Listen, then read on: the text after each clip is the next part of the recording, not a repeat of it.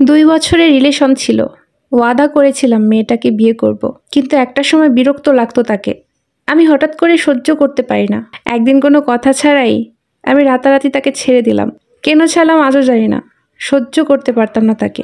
ওই দিন অনেক কান্না করেছিল, আমার পা ধরেছিল যেন আমি না ছাড়ি তাকে। ওর মতো যত্ন ভালোবাসা আর কোথাও আমাকে কখনো কেউ দেয়নি, আমার ফ্যামিলিও না। যখন আমার কাছে কিছু ছিল না তখন ওই ছিল। 2 বছর পর আমার সরকারি জব হলো। তখনও ওর চাওয়া পাওয়া ছিল না, শুধু বিয়ে বসতে চাইতো মেয়েটা। ওর অনেক শখ ছিল আমার বউ সাজার, তবুও কেন ছাড়লাম জানি না। হয়তো আমার লায়ক মনে করতাম না তাকে আমি।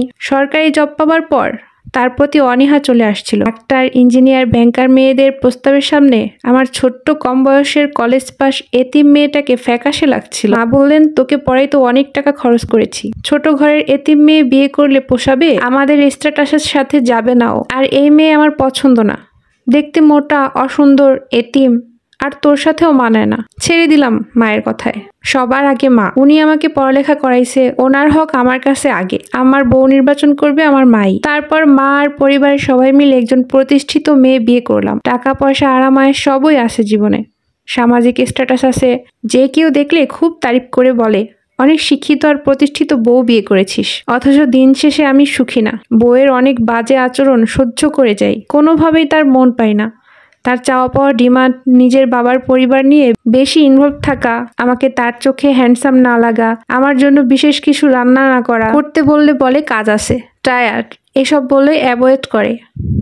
কখনো রান্না করলেও সেগুলো অফিসে নিয়ে যাওয়া, ঘন ঘন ঘুরতে বের হওয়া, রাত করে চায়ের আড্ডা দেয়া, বন্ধু, কলিগ, বান্ধবীর সাথে অফিসে আজকে এই পার্টি, কাল সেই পার্টি, বাচ্চাগুলোর চিন্তা না করা, আমার বয়স্ক মায়ের কাছে ফেলে রাখা, মায়ের সাথে ঝগড়া করা, আমার সাথে ঝগড়া করে, ঘরে অশান্তি আর অশান্তি। এমন আরো অনেক কিছু আছে যেগুলো আমি লিখতে পারিনি, লিখতে ইচ্ছে করছিল না। এখন দিন শেষে আমি শুধু ভাবি, আমার সংসার, আমার পরিবার তো এমনটা আমি কল্পনায় সাজাইনি। সাজিয়েছিলাম হাসি খুশি একটা পরিবার, ছোট্ট অপ্রতিষ্ঠিত মেয়েটার সাথে। ভেবেছিলাম শুধু মানুষ চেঞ্জ করলে তো আর আমার সংসার সাজানোর কল্পনা চেঞ্জ হবে না, শুধু তো মেয়েটাই চেঞ্জ করেছি।